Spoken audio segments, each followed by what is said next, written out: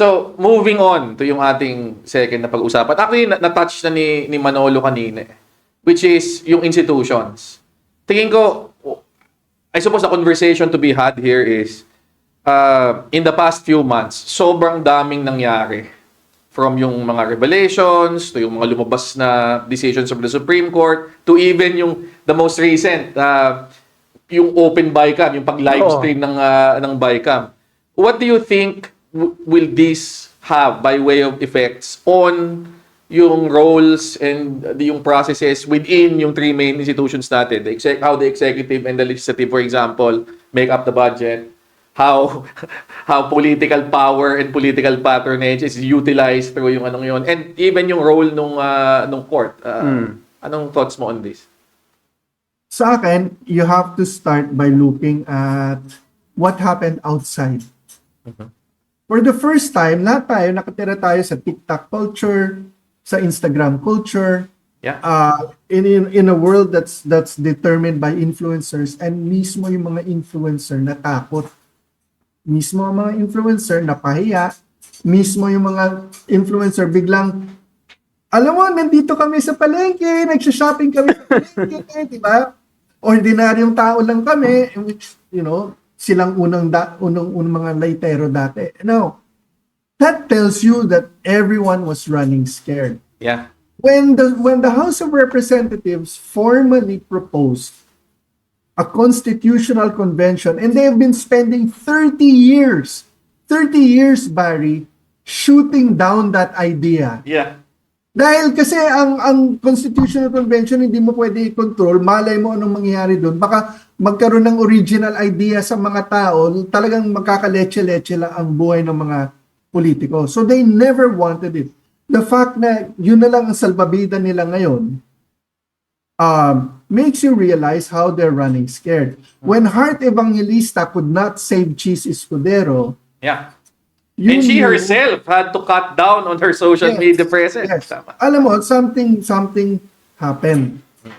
So, everyone is now trying to, which tells you na genuine across the board, top to bottom, yung galit at disgusto ng tao. Diba? It's just, malinaw rin na hindi tatalon sa bangin ng taong bayan dahil lang sa galit nila. Yun lang but that dangles the fear of retribution in 2028 over all these people. Yeah. Let's not forget that. Because tuwing magkakaroon ng baha, magiging buhay na naman yung issue. It's the gift that keeps on giving, hindi ba? So anong mangyari sa institusyon? Well, number one, ang mga medyo matibay na institusyon, lalong tumibay. Militar, simbahan, akademya, di ba? To a certain extent, even media, or at least the media that likes to take its job seriously, di ba? Naka-recover, tama. The legal profession, di ba? So, yun, tumibay sila. Ang mga political institutions, on the other hand, pilay at kumakapa, naghahanap ng paraan para lang bumaba ang galit ng taong bayan. So you ever thought you'd have Sandro Marcos proposing an anti-dynasty bill, diba? Yeah. And even the idea of open BICAM, which again is the most boring thing to watch. Yeah. but napilitan eh, yeah. Diba?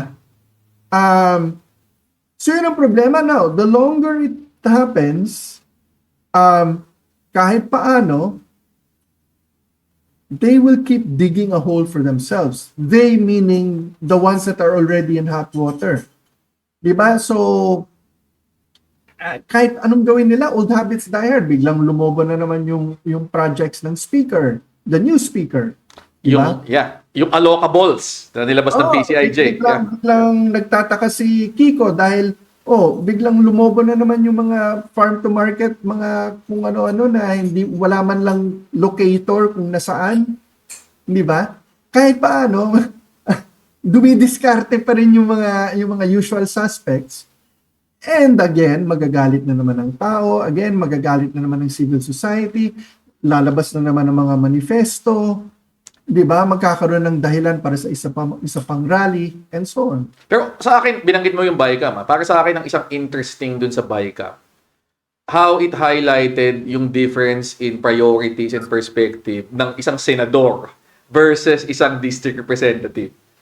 Yung mga senador kasi, dahil, di ba, they're elected at large, mas sensitive sila to what they perceive to be public opinion in general. Yes. Kaya yung emphasis is on, let's cut infrastructure budgets kasi yan ang gusto ng tao. Being seen na kami nagtutulak niyan. We're on the side of yung mga anti-corruption calls na ito. It's good for them kasi it helps their own political prospects. Pero kung ikaw ay district representative, hindi ka ganun ka-sensitive sa national opinion eh. Right. Ang mas importante sa'yo, ma-maintain ko yung capacity ko na mag-deliver para doon sa mga taong nasa distrito ko. At pag tinignan mo, yun yung nagiging debate eh. And in fact, yun ang source ng kasalukuyang standoff. Nung dalawa. Yung dalawa. Di ba? And alam mo, it's supported by public opinion. Kung babalikan mo rin yung WR numero, one of the messages is, galit ang tao sa lahat ng mga institusyon, but 60% feel that their congressman is doing a good job. Exactly. Exactly. Diba? Yeah. So, alam nila, kurakot ang mga kongresista, puwera yung kongresista ko. Yeah. Diba? Kasi nakikita ko naman yung ginagawa nila eh. And, di ba? So, there's that Tama. political reality. So there has to be a compromise that should happen because 20% of our GDP, Manolo, is contributed by public infrastructure spending. And the more that you limit public infrastructure spending, you can't expect our GDP to grow that much. In fact, we're supposed to grow, RC Balisacan was saying we need to grow this much in order to achieve that much GDP. So we're now caught in between the devil and deep blue sea. We want to be transparent. We want to make sure that public spending is correct. However, we don't know the parameters of ano ba talaga the proper cost for each construction. So you put in and worst thing happened that DPWH gave the wrong figures Yeah. apparently. Apparently. So it contributed to the mess of the whole thing. Yeah. So where are we now on that point? Are we going to be able to finish the question was, in fact, Ping Lacson wanted a reenacted budget than a corrupt budget. But but if you reenact the budget, it's also the 2025 corrupt budget. So So may problema din dun. so do you people have been saying that this open BICAM is just performative. Deals have been made behind the backs of all the viewers. Do you tend to agree with that?